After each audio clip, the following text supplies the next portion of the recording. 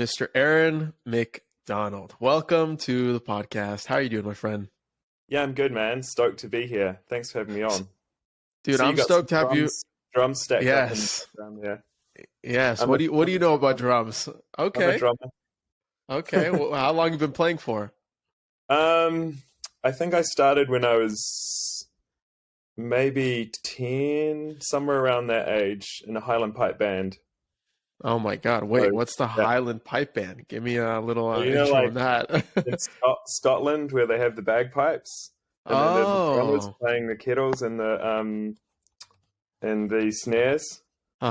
That's Okay. Yeah. So that's where I started. Damn. Down to your roots. Where'd you go from there? Just like into like all kinds of genres. I never got like into it professionally or anything like that. It's just a Okay. hobby. But, like if I like the sound of something, I try and play it.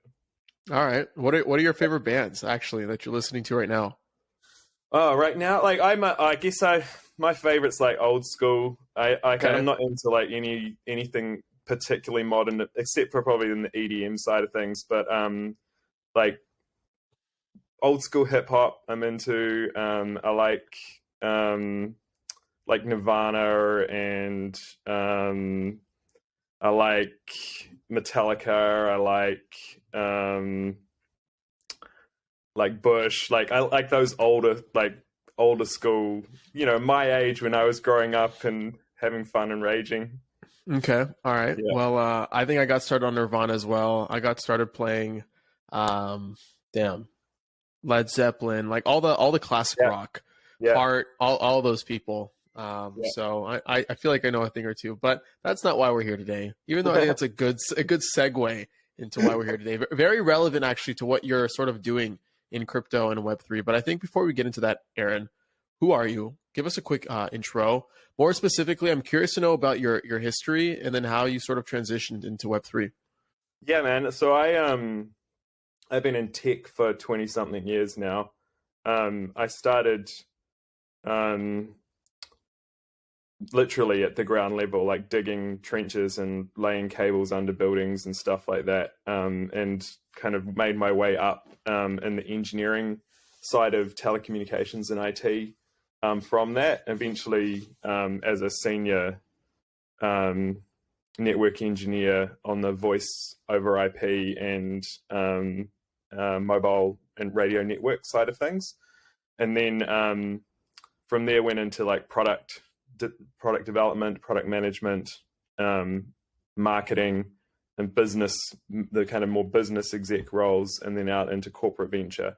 So I kind of made my way through like the enterprise Okay. IT telecommunications side of things.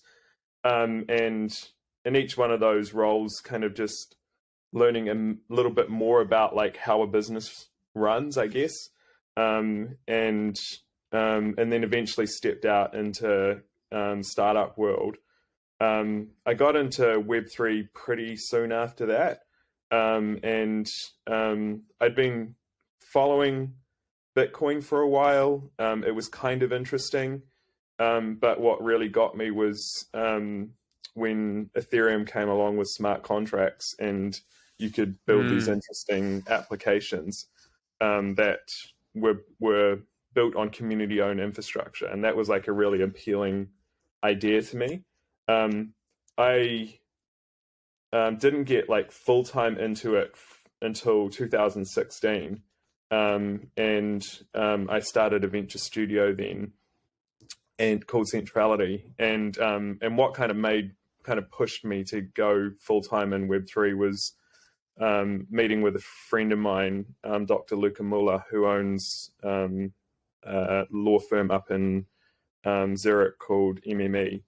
And MME, he and I were talking down here in New Zealand, and he knew a lot about smart contracts and the Ethereum ecosystem and stuff like that. And I was kind of surprised. Like at that time, it was a little bit obscure. It certainly wasn't mainstream.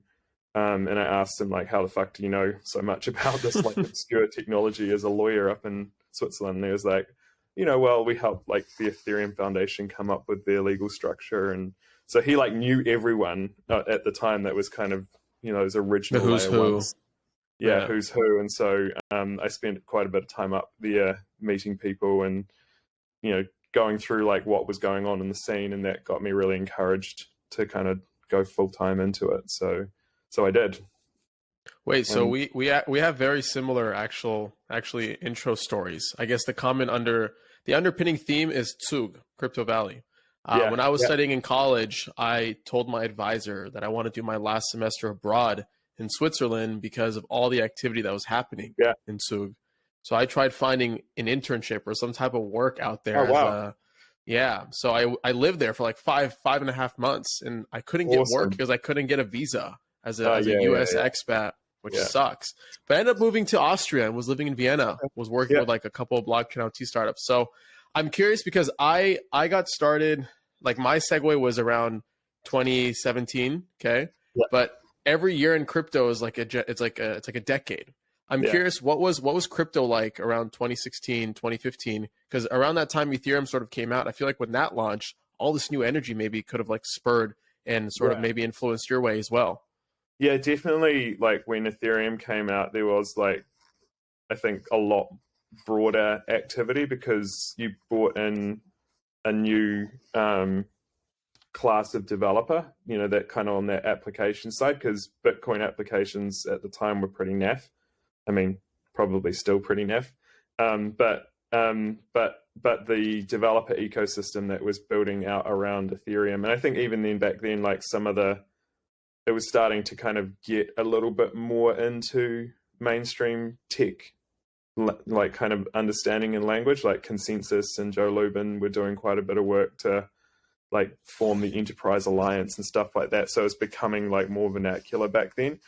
But I think probably like any hype cycle around that time, there wasn't a lot of deep knowledge as it started to kind of build out into more communities, and like it was blockchain's going to solve every problem in the world, and it's like Uber, but on the blockchain, like it was that kind of like energy, and that built up, I guess, into 2017's like mania, and so so it was super high energy, and there was this like all this kind of rose-colored optimism about how fast things were going to happen and how big the change was going to be immediately and all this kind of stuff. But that's good. You need that energy in any market development. If you don't have that, then you can't get past like significant hurdles that exist to change anything. I saw the same thing like through my tech career when like the mobile internet came along. Like there was all this, exuberance about what the mobile web was going to be, but the actual applications at the time were really shit. The capital that went into all of that, a lot of it went nowhere, but some of it went somewhere, and now we have what we have. And cloud computing was the same thing. When that first came out, it was like all the skepticism about, it was just your data center and someone else's building, and kind of all this kind of, stuff that people were saying about, why it wouldn't work. And the infrastructure was pretty crappy, and it probably cost as much as it cost to run stuff on premise. And, if you really did the math, and the story wasn't quite there. And then, it progressed, and, winners came out of that cycle, and we have what we have today. AI was the same. Like when AI and machine learning came along, like these are just hype cycles that keep repeating. Right. And we were in that zone then, and probably still are to a certain extent in the Web3 space. So you've been through a lot of hype cycles, whether it be in crypto, outside of crypto.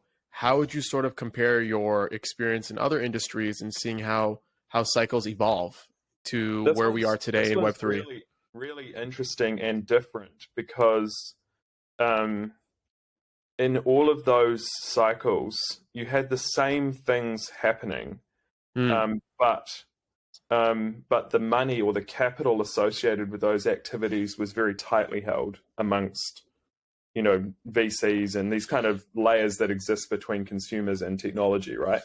The massive difference in this cycle, which I think is why the technology has gotten somewhat of a bad rap in the mainstream is that you've connected capital directly to the activity that happens in the infrastructure, and capital flows, with attention. And so you've got this combination of a normal hype cycle that has been supercharged by this social attention capital life cycle. And so we see money moving at the speed of information, which we never got before. And that has positive consequences sometimes. For example, if a good idea that may never have got funded by a VC because it was like way too out there or didn't have a clear path to monetization or something like that, like some of the great infrastructure and protocols that have been built in Web3 may never have been funded by a VC. And so this kind of flow of capital that's happened in Web3 got those things done, and they're great, stepping stones on the journey that we're trying to create for a Web3 infrastructure. On the other hand, you get rugs because people are like, "Ooh, shiny rock, boom!" Right. And so you've got like the good and the bad in this cycle. And I don't even think it's now unique to crypto and Web3. Like crypto and Web3 take all the heat for it, but fintech has essentially done the same thing for traditional capital markets as well. We saw this with the Robinhood effect, and so it's just a reality now that consumers are closer to the monetization of technology than they ever have been, and that creates these kind of wild, volatile environments. I think it's just how things work now going forward. Right. So when you initially got into crypto, did you get the vision immediately and like went all in, bought a bunch? Like what was your initial sort of like actions you took sort of coming in? Yeah, I mean, I got the vision. I think, I don't know, I can't remember. ETH might have been $7 at the time, so I bought a bunch. And so, yeah, I mean, I definitely, I'm a true believer, like in the sense that beyond the financialization of it, the thing that's really appealing to me is society's on this like precipice, I think, where technology has such a big influence over how society operates and increasingly over how society thinks, that if the applications and infrastructure that we use and increasingly are reliant upon isn't in the hands of communities, isn't democratized, then society becomes a pretty scary place going forward. And we're at a fork in the road where we have the chance to make the choice because we aren't being influenced to the extent, or our society hasn't been influenced to the extent, and our laws haven't been influenced to the extent that we don't have the opportunity to make the choice. And that will happen. If we keep going on the path that we had been, we would never have got the choice, and we wouldn't even maybe have considered it, because the mind control machines that exist within social media would have steered us in a different direction. And so, having that as the kind of center for why you're in this space, I think is a really important thing, and it helps you go through the ups and downs and the hype and lulls and all the kind of stuff that happens in this, the volatility that happens in the space, because the true north is like, can we make a difference for society? That's a really important thing.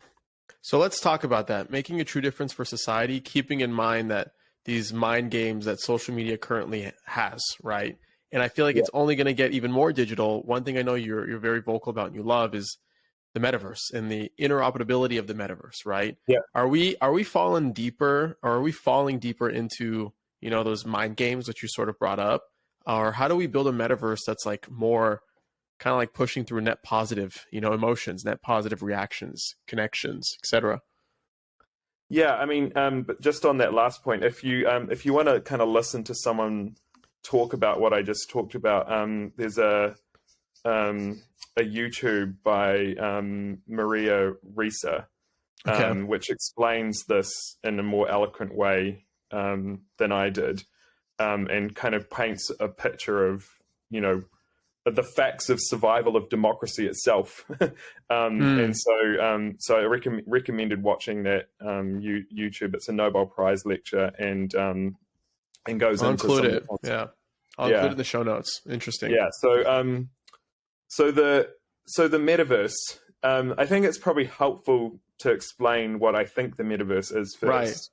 Right. Because this is another hype cycle, and obviously, you know, we're in this kind of information explosion around the term in the metaverse now.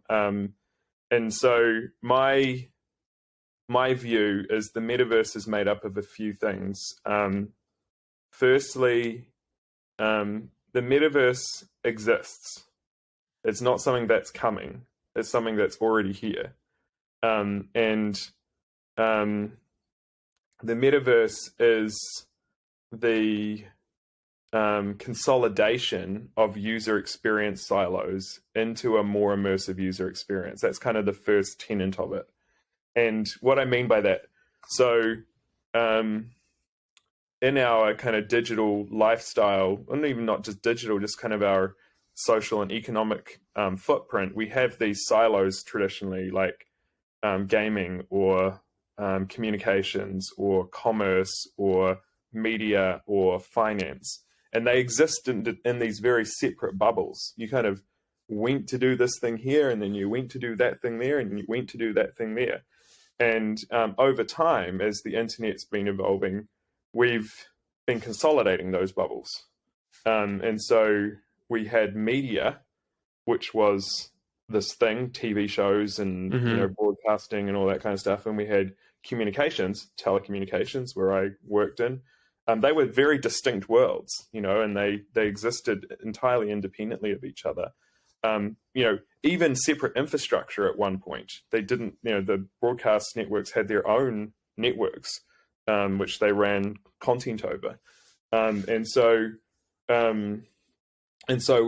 we saw probably the first major step of the metaverse when social media came about and collapsed communications and media into one thing. And so that became like a step on the journey of the metaverse. The next, you know, kind of step that's an obvious one is that commerce was a separate, you know, user experience. Now we have social commerce. You can, you know, go through a process of being in that social media environment and purchasing without leaving that experience. And so we're seeing these kind of further consolidate. Finance, you know, we have, like, in the mainstream world, an example of this would be buy now, pay later. So the social commerce experience now has a finance experience embedded in it, which is a one-click thing. In Web3, we've seen like the hyper financialization and gamification of everything. You know, that's kind of where the bubble that Web3 exists in is kind of like a foretelling of the future of how mainstream's going to kind of move through. And so the metaverse is like about consolidating all of those things. And that's why gaming, I think, comes up so much in metaverse conversations. People say, I'm building a metaverse. Well, no, you're just building a game. Right. But gaming will be the UX for the things that we interact with in our daily life. And so it is relevant in the context that this more immersive, less flat internet exists. And that's a gaming type experience, but it's actually just the consolidation of all of those things. So firstly, the metaverse is like the future of our economy. Everything we do exists inside of it, and it's much more consolidated user experience than exists today. The next thing that makes the metaverse is the collection of interoperable applications, data, and content. And so, again, going back to that, I'm building a metaverse. No, you're building an app. The thing that makes it part of the metaverse is if it's open and the content is transportable and the user metadata is transportable and all of the context is transportable. That's what makes it the metaverse. It's when all of these things can interact with each other. And the third thing, probably the most important thing, is that the metaverse exists at the data layer and not the application layer. And it only exists if the content is built on user-owned infrastructure. Because otherwise, it's just a game. We've had those for 20 years. We've had like the ability to buy and change skins and do all that kind of, like, all the things that happen at that content layer we've been able to do before. The thing that makes the metaverse different is that users can move their data, identity, context, currency between applications. The only way they can do that is if it's on community-run infrastructure. Because if it sits on someone else's server, you never actually own it. So you know what's interesting, actually? Conditions say, they could say, look, hey, you can take your Fortnite avatar over to here if you want to. Okay, cool, awesome. Until they change their mind. And if the infrastructure isn't community owned, they can always change their mind, and therefore you can't just take it wherever you want. And so look, I gotta comment on that though, really quick, because it feels like on that tangent, first of all, blockchains are the metaverse then. So like this whole concept of data interoperability, like it's going to be built on an open network and an open ledger network. And what Facebook sort of tried to do by commercializing the metaverse as a way to sort of like create this marketing scheme to buy Oculus Rifts, right, to kind of enter their metaverse, kind of like they just sort of like prove that they can't do that by maybe integrating with Flow and Polygon and all these additional like networks, because now they're just a part of the bigger metaverse sort of thing. You know what I mean? Am I thinking about this the right way? You can't go into Facebook's metaverse because there is only the metaverse. You can go into Facebook, but with an Oculus Rift, which is what they're built. Right. But the metaverse is the collection of interoperable content and data that exist on community-owned infrastructure. Anything else is just your game, and you can slap a metaverse title on it, but it isn't the metaverse. So, on that same train of thought, a lot of these big Web2 companies built their resiliency through the data that they hold, right, and the network effects that they were able to create. In crypto, if we're going to build for an interoperable network or an interoperable future, right, and you can take your users and your data with you anywhere you go, right, how do you actually build stickiness? How do you build a moat? UX right now is only so much of a privilege, right? But that's going to get better over time. If you're building some type of financial application, then capital could be your moat, right? Liquidity could be your moat. But beyond that, if you're creating like rich experiences, right? Where does a moat, where does the stickiness come in? This is the most important thing about Web3, and it's the thing that answers your original question before I took us on a tangent. Like, if we assume that the metaverse is just the evolution of our society and economy, and that eventually everything we value exists inside of that, well, not everything, but like a good portion of what we value and how we interact with what we value exists inside of that, it's really important that consumers are in charge. End users are in charge, and that the technology is democratized, because otherwise someone else controls what's important in our world, and that's not a thing that society needs or wants. And so the answer to your question is tied up in that, which is it forces people who are building things to think first about community and share value with the community. Because if you don't do that as an application developer, then your users can take currency, data, assets, social graphs with them somewhere else. And so your moat is caring about your community. And whoever cares about their community and builds with that in mind will create the biggest moat. Because network effects don't exist in the same way that they used to. You take Uber as an example, right? So I've seen multiple times when Uber was in a kind of bad PR cycle where people are like, fuck Uber, delete Uber. Cool, sweet. But then what? Right. Like next minute you're on the side of the road, it's like, oh shit, I've got to get an Uber. Or like I shifted to something else, but they didn't have enough drivers. And so I was waiting for half an hour, and so I went back to Uber. And the problem there is you can say fuck the app, but you're also saying fuck the network effect. Right. And the difference in Web3 is that your network effect is portable. That social graph is portable. And so when we build like the open metaverse operating system within the Futureverse, things like the Sylo protocol enable users to take that social network with them. And applications can move their social graphs with them. And so so people really can, at any moment when you're not thinking and putting the community at the heart of your decisions, can move. And that's what you want, because that's what creates democracy, in technology, is the ability for people to say no.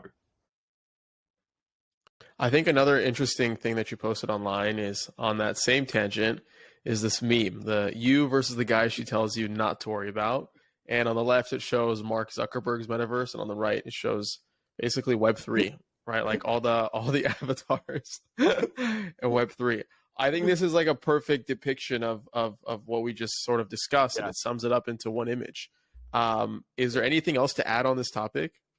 I mean, I just think it almost beggars belief that you could spend $10 billion or more building what Meta has built and imagining that that's where people want to spend their time on the internet. And that's who you're the creator of the fakeverse, Instagram, and you still think people want to be themselves online. Like the whole idea of that is just like farcical to me. If you actually took 5 minutes to look at what was happening in internet culture, you would know that that's not what people want. And there probably will be plenty of people in whatever Meta's calling their Metaverse Horizons or whatever it is. But they'll probably be your grandma, and you'll have to go there. You'll be punished by society. Have to go there and visit her because she doesn't want to go into be a goblin in FLUF World. But most people won't want to be there. I mean, we had The Sims already, dude. Like that was like what, early 2000s. That was basically it. Yeah. Yeah. That's funny. That's really funny. Wait, okay. So another thing that you also talked about was the data layer. A lot of what season 6 is about is kind of understanding on-chain data, also from the perspective of how creators can sort of use on-chain data to build communities. But I think a more interesting conversation, just on the tangent that we're on, is like the infrastructure layer for metadata, right? And what that looks like at scale. I think we're just at the beginning stages of what an interoperable fan base looks and feels like in Web3. Yeah. We're seeing the emergence of new social platforms really playing on this new primitive, but nothing is at scale yet. Nothing has really hooked. A lot of platforms like Lens Protocol, for example, like I think they're killing it, for example, right? I'm able to take my following, my subscribers everywhere I go. Whereas in like Web 2, you saw a lot of creators sort of transition from Instagram to then TikTok in 2018, and they lost a lot of their edge, their stickiness. And then there was a new class of creators that emerged. Maybe that's good. Maybe a refresh is healthy, from time to time. But at the application layer. So we can have that. We can have the refresh at the application layer, and people can bring new functionality to the social graph, but you can move your social graph between those applications, and actually I think one of the reasons that was appealing to me in the early days of Web3 was like building a startup was becoming harder and harder, because even if you had, especially in the consumer space, if you had a really good idea and you had capital, let's say, and you had a really good team that executed really well, you could do all of those things, and then one of the big social networks could just add it as a feature. Right. And then your business is dead. They used to acquire those things. That's what's happening with Be Real right now. The new social app, they just added that feature, right? Exactly. So, yeah. And so this innovation, especially in that consumer and social app space, was being killed because these big guys could test your whole business on more users than you'd acquired and figure out whether it was going to be successful or not. And if it was, it's a new button. Right. And bang, your business is dead.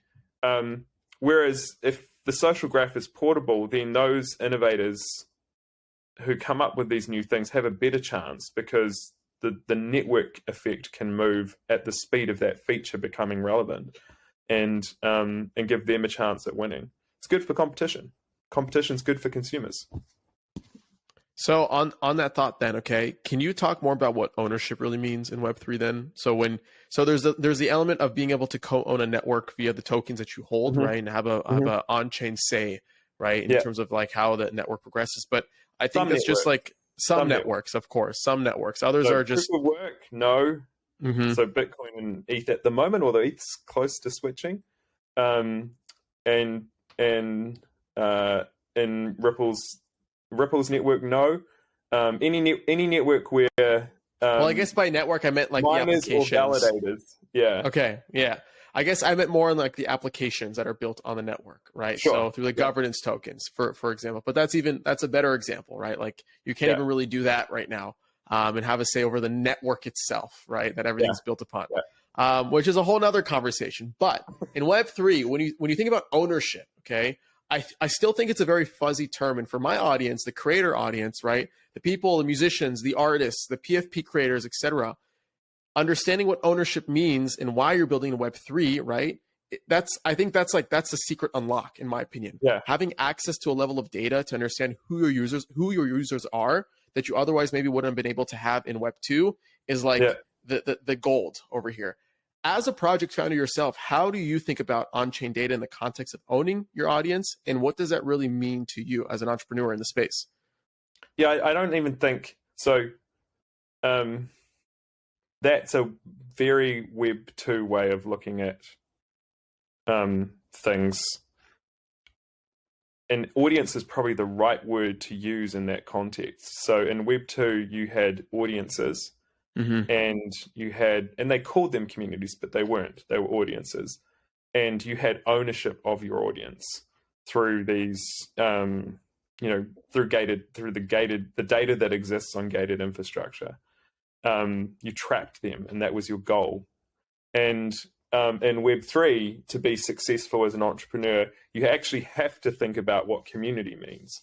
And communities are different to audiences in really interesting and exciting ways. Communities are participants in the thing that you build, and they influence the way that you build them, and they have control of certain elements of what you're building, namely the data that they're contributing to the system. And so ownership in Web3 is about me being able to move my identity, move my currency, move my content assets, move my social graphs with me between applications. And at that point, you never own a consumer. You only have the privilege of them being in your community. And so the notion of owning a user in Web3 shouldn't exist, because the paradigm flip is that users are in control. And we went on an interesting journey to kind of, I went on an interesting journey to figure this out. We were trying to get businesses to work together to share common infrastructure for things that applications often build repetitively over and over again. So if you're investing in a portfolio of companies, let's say, you put $1 million out, to those companies in an early stage, they're going to spend 30% of that money building the same things, a login system, a customer management system, all of those kind of things that every application needs. And so we were trying to get people to share those things, because if you did that, then your cost of capital, capital would be more efficient, and perhaps they could work together to, onboard customers and overcome some of these chicken and egg market problems that exist when you're starting a new business. And then we got into this kind of contention of who owns the customer. If I onboard this customer and it's on this common infrastructure, why should I give it over to the next guy? And then it clicked. It's no one owns the customer. The customer owns themselves. And if you go into it with that mindset, then you open up all these efficiencies that can exist with the application layer. And so So going into Web3, the idea of ownership of audiences, I think, is a bad way to approach it. Build communities, don't build audiences, and users own themselves. Keep those things in mind, and then you're on a good path. So that path is and a it's similar not just path. on chain as well. I think we try and solve too many problems on chain in the Web3 world. There are other really good ways to build infrastructure that are not on chain, that can be user owned. So a big part of the Futureverse data interoperability and asset interoperability is built using the DID standards. We've extended the DID standards to work as a kind of SKU system or an API for content as well, not just human identities. And so that data doesn't have to live on chain, and it probably shouldn't, because you want it to be able to scale massively, like internet scale data across billions of assets. And users probably shouldn't live on chain, but you can still build it in a way that the users own the infrastructure without going on chain. Interesting. I'm curious how that sort of applies into you building FLUF World in that entire community. What a great project, and so many like sub communities sort of branched out from that, whether it be in the music NFT space, in the art space, movies, sports, the list goes on and on and on. And what a cool way to sort of just like create this movement and allow so many people to find alignment within it, and then create their own sort of what they imagine it to be, right? Out of their own sheer creativity and their own sheer will. Talk about that for a minute, because it's not easy to do, right? People go on Fiverr and try to create these PFP projects, but you've built a family, like an online family, right? Of people sort of also, what's interesting, curating their own definition of what this could be and making it a reality. Talk to me about that. Yeah, I mean, first of all, I don't want to say I built it. We planted a seed, right? And the community built it, and that's really important. Like if you go and spend time in the Futureverse ecosystem, FLUF World, Altered State Machine, Party Bears, The Seekers, Atom Car Club, you'll notice that what drives those communities is the members themselves. And we're in this really magical position where we can plant a seed, they take it and they start to be creative with it, and we can look at what they're doing creatively and then reflect that back to them in the next version that comes out. So you've got this kind of co-creation that happens with us as we evolve the journey. Memes or fractions or community-built content will pop up that inspires the next evolution of that experience for those members in the community. And they're out building it. They're recruiting new people. They're bringing them in. They're welcoming them. They're making them feel at home. They're introducing them to the content. They're building wikis on how it all works. And so, we're lucky. We're fortunate enough to have planted some seeds and shaped the early stages of that environment to allow people to feel safe to come in and be creative and to bring others into that environment. But from there, that's something the community does, and we keep re-energizing it with their inspiration. And if you can keep that going, then that's going to change the world, because like people see that layer of what we've been building, because it's the thing that is easy to get your head around and grasp. But we've been building the infrastructure that sits below that iceberg for 5 years now, in order to get those outcomes we talked about, changing society. That's really hard work. You can't go on and be part of a hype phase and get on Fiverr and create some PFPs and make $1 billion and hope to change the world next year. To build all that stuff takes a lot of time. And there's been dozens of people working behind the scenes before we introduce content to the equation, to make sure that when we go to that next stage, everything underneath there works smoothly, and we can reach more people and we can bring them on, and it'll be a good experience for them. The content layer is the funnels to bring people into infrastructure. And so gamifying Web3 infrastructure through content is really what the metaverse is about. So when we caught up behind the scenes, you basically talked about like you have this thesis as a builder and an investor, and it sort of falls under the category of one, how can we make it easy to access Web3 tech, and two, what are the funnels that bring in consumers into Web3? And you brought up this interesting point of like we got to move from infrastructure to content, and I wanna dig into that for a minute because you're right. I think a lot of the focus, if I'm understanding your thesis correctly, it's like a lot of the infrastructure plays, like people focus too much on the Web3 this, NFT that, right? And less about like the benefits of what it could actually unlock, right? Yeah. Are you feeling the same way? And can you talk more about that? Yeah, I think like our job is to make the technology feel like magic. You know, like people know 99% of the world doesn't actually know how email works. And that's cool because that's the way it should be. And in Web3, we kind of shove it in your face. You know, I was talking with a game studio today that had gone through a backlash. They built, building this game out, and we're starting to market it. And the anti-NFT gamer fraction on their latest, social justice cause came in and started torpedoing this project. Really great team of people building with really great motivations, actually building cool stuff. But because NFTs and crypto was in the face of those consumers, it became about that, not about the cool things they were doing.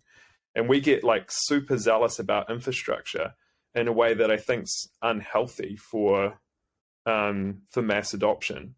It was useful in the early cycles because that you needed that zealotry to get past an inflection point where this went from an idea to a thing to a reality. We're at that point now, and now we need to start making it invisible to consumers. And so, when you onboard into Netflix or whatever, no one knows what cloud infrastructure sits behind the scenes here, and whose data center they're using, and all the protocols that go into making payments work and user logins and profiles work. No one cares, and they shouldn't have to. And our job as technologists is to make the technology invisible to them. And that's been the focus of our work over the last 5 years, is how can you make the technology feel like magic and give consumers an experience that they couldn't have before. Make them, surprise them in that process. And then slowly, like a Trojan horse, educate them about things like personal property ownership. Okay, now you can do these things that you weren't able to do before.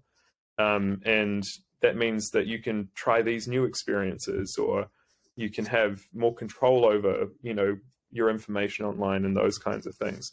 But just don't like shove it in their face. Like give them something cool to play with, and then expose the infrastructure over time, as opposed to going in and saying, hey, Web3, NFTs, blockchains, blah, blah, blah, smart contracts. Whoa, fuck off, man. I'm just trying to have a coffee here. Yeah, I think that's a solid way to put it. I think on that too is the second point is how can we make it easy to access Web3 tech? And that sort of falls under the category of how to solve the UX problems. And this is sort of the next conversation I want to have with you, is understanding the current state of like UX in Web3. And what are the biggest mistakes that you see people making today, and some of the best practices you've seen sort of happen in real time?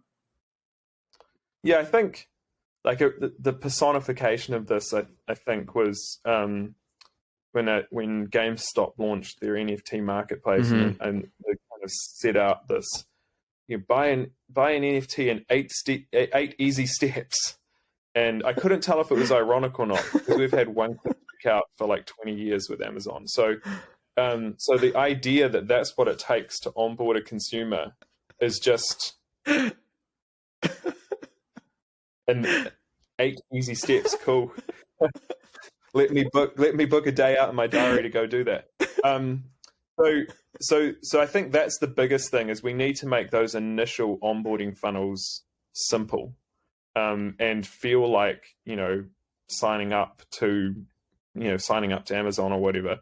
And there's two ways that is being done currently. One is through centralized exchanges, so they have a kind of a Web 2-ish experience, and the other way is to build some cool protocols that you can do it natively within Web 3. The first way is a valid way to onboard people into the space, but I think it's not flowing through to the real outcome that we want with Web3, which is users are directly interacting with infrastructure themselves. And so if you look at the number of people who own cryptocurrency versus the number that have interacted with DeFi, and we say crypto users who own cryptocurrency are early adopter mindset people, let's say, they're risk takers probably more than the general population. Less than 5% of those people have interacted with a DeFi application. Crazy. So of an early adopter set, of a risk-taking set, we've managed to convince less than 5% of the users to actually migrate to interacting directly with Web3 infrastructure. And so content has the opportunity, if we do it right, to change that. I think if you look at within our ecosystem, the way that Sylo is gamifying the underlying infrastructure of that communications protocol is a really good example of how it should be done. And since launching the Seekers and gamifying the first stages of running a node in the network, we've seen 400% more individuals running nodes in the network. And so turning participation in Web3 into a game, I think, is a really good way for us to get more people involved with participation in the infrastructure and directly interacting with the applications on these networks. And that's super important, because if we don't get everyone or a large portion of society interacting directly, and we're just going to create new middlemans. And those problems we have today will just be in the hands of a new set of people. Maybe the same set of people. Yeah, one thing you keep bringing up, the keyword of funnels, right? Can you sort of elaborate more on what you mean by funnel? As like a podcaster, I have marketing tendencies. I think of like a marketing funnel to convert someone, right? That's the first thing that comes to. Are you defining that as a similar way? Or because you're linking user experience with a better funnel, which very much in my definition sort of links as well. Can you elaborate on that as well? Yeah, so a funnel, if we look at kind of the sets of funnels that maybe exist within an ecosystem like ours, you've got the content itself as a funnel. Mm-hmm. People can interact with that and just interact with the content and then be pulled into interacting with the applications and infrastructure. A funnel is the community. So, people in the community can interact with other people and they can pull them into into the infrastructure through those interactions. And then increasingly for us, looking at audiences. So this is existing audiences that exist within the Web 2 context for products or content that exist within the Web 2 contents. How can we use those existing IP that have that audience and convert them into community members by taking something they already know and love and are interacting with and giving them a new experience with that? So that's when, in my mind, when I'm talking about funnels, it's talking about using things that are less confronting or more familiar to users as a way to get them into the community and then into being part of the infrastructure and application. Got it. That makes a lot of sense. So another thing we talked about behind the scenes is part of the funnel is it kind of splits into various categories. So like there's a mass market media funnel, the movie IP funnel. Yeah. There's the sports funnel, music funnel, et cetera, et cetera, et cetera. All which sort of encompass the entire vision of the FLUF ecosystem, right? And I think you guys have built such an incredible team, just like doing just very brief research on who you guys are and what you guys have put together. You've sort of branched out to all these different channels and integrated the IP in such an interesting way that it's kind of hard to miss now. Yeah. How have you done that? Like how have you guys managed to sort of tackle all those different angles, but also ensure that the community has a voice in it at the same time without neglecting what people want, but also ensuring that, like, you know what I mean? It's such like it's a vehicle that's moving in many different directions. Yet, I don't know. I'm baffled. That's all I gotta say. I can't say that like every decision we make is the right decision, but every decision we make is with the right motivations. And you know, this is still highly experimental, and I can't say that we've like absolutely cracked the nut, but we have been thinking about it for a long time, and we've been thinking about it quite deeply. And so what appears to be, you know, a short time frame for a lot to happen actually isn't. And building up these kind of networks of connections and people has taken years to achieve. And then those people are great people, and they can start to, you know, bring people and show them what we're doing. And when we show them what we're doing, they get excited because it feels and looks different. And so that creates the opportunity to go and work with some of the world's biggest brands in each one of those categories, and start to say, hey, you know, despite what you've heard or seen about, you know, crypto culture, this is actually the future, and there is a way that you can do this that is authentic and organic and real.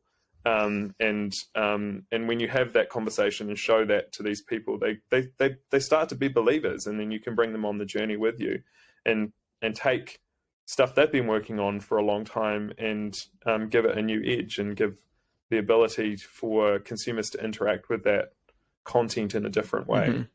You know, content is king is often a phrase that's used, and it really is. If you're talking about, you know, bringing people into infrastructure, it always has been content.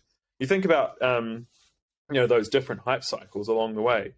You know, starting from the internet, like content drove uptake of the internet, content drove uptake of social media, content drove uptake of cloud computing. Content is driving consumer interaction with artificial intelligence. You're seeing this with Midjourney and DALL-E, and now, you know, Thingy's on the way. Like all of these mediums for engaging consumers are content-driven experiences, and so we picked the content buckets that we think are important to the future, and gone out and got the world's best partners in each one of those to work with them to come up with ways to, you know, pull those users in. It's actually quite fascinating. I think on that topic too, I know we only have so much time left. I wanted to ask you a couple quick rounds and ask you some things from Twitter that people kind of commented on when I tweeted that I'm interviewing you. Okay, so the first thing is yay or nay on CC0, Community Commons license. Are you for it? Are you against it? What are your thoughts? I mean, so our view, and the view we've taken, is that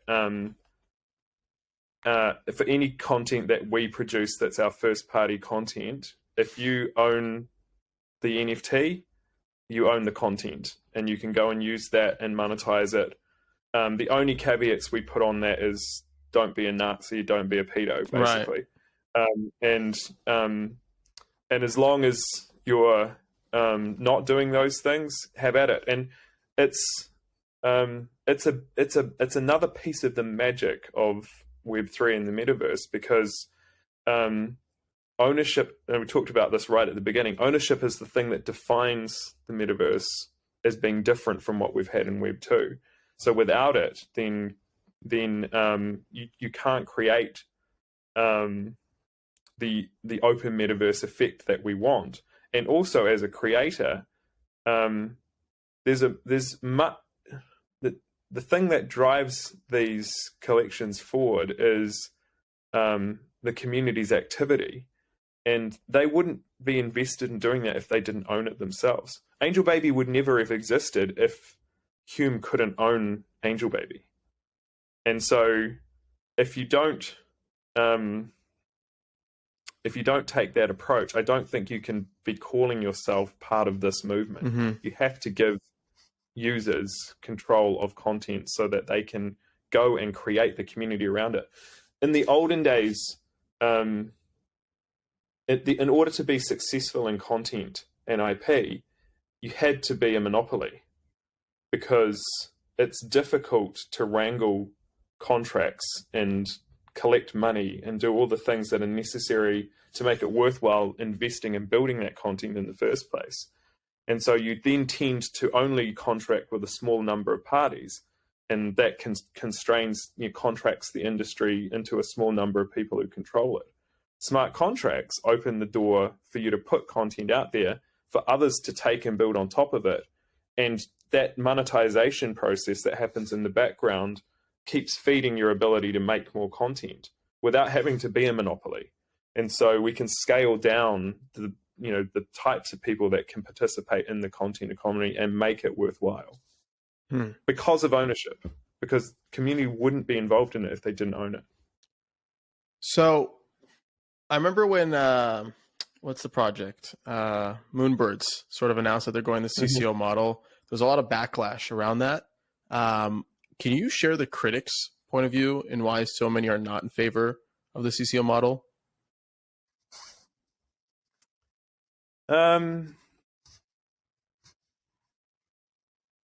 It's a good question. What is the critics' view? What do you think the critics' view is? I saw a couple tweet threads kind of talking about if everybody can use it, then it kind of loses. It devalues. Yeah, it loses its value. Yeah. But on the contrary, though, I was in Cabo, over the weekend, and there's this model, old vintage model that she has like the unibrow. I forgot her name, but everybody knows her for her unibrow, and people use that and commercialize that. And like the more recognizable it is, the more it's placed, right? The more it's used, the more valuable it sort of becomes, right? But it builds brand equity. I don't know if you could tie like financial value to it necessarily. It builds brand recognition. Not always branding. Okay. But I think, it's hard for me to be a critic on the other side, and that is probably the only reasonable argument I've heard, which is does it dilute the brand value or the brand equity? Might increase brand recognition, but does it dilute value and equity? That's the conversation the critics have. I just don't even think it's a starter. Like, if you're wanting to build in an authentic Web3 way, to not have community ownership of the content. If otherwise, just go build like something in the Fortnite or some other like captured walled garden environment. It's much easier. You'll have more users able to onboard easily. VCs, bucket of VCs that'll invest in it is higher. Like, if you don't actually believe in community ownership of infrastructure and participation from a community perspective in developing IP, then just go build somewhere else. Yes, people are right that there is only so much that can be done with that IP before it starts to lose some of its shine. You can't be Lamborghini and Toyota. Those, you can't be both of those things to consumers. And if more and more people are building on your IP, and it was premised on the idea of being Lamborghini, and it tries to transition to being Toyota, that may be a bad path for it to go through. So it's a viable criticism if the goal is to create assets that are worth $500,000 each. If the goal is to create Lamborghinis, then yes, you might have dilution because of community ownership. Right. If the goal is to create, a thriving community of entrepreneurs that are successful in their own right, then it's the only option. Interesting. Interesting. Okay. All right. All right.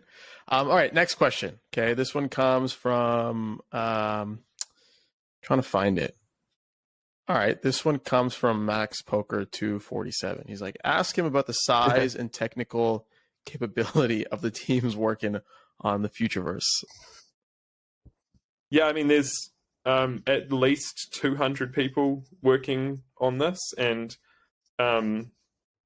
really, really great people, experts across protocol development, infrastructure security, content engineering, content design, game development, game engineering. You name your favorite piece of movie or game IP, and we've got leaders from those businesses working for us. And it's one of our superpowers, actually. People kind of look at what has happened over the last 12 months and like, how the hell did you do all of that? Well, it's because we've been around for a while, and we've managed to get this shit hot team that is crazy good at what they do. So the whole Futureverse is powered by this engine of amazing minds and great people who are experts in each of those respective fields. Okay, amazing. That's all I have for you, Aaron. This was a really great conversation. Cool. Thank you for your time. Before I let you go, where can we find you and all the tags that you have in your Twitter bio, all the projects that you're working on? Yeah, so just Aaron MCDNZ on Twitter is probably the best place to find me. It's where I spend more of my time, and you can reach out there if you want and follow along with what we're doing. Amazing. We'll have to do this again soon. Thank you so much. Till next time. Yeah, totally.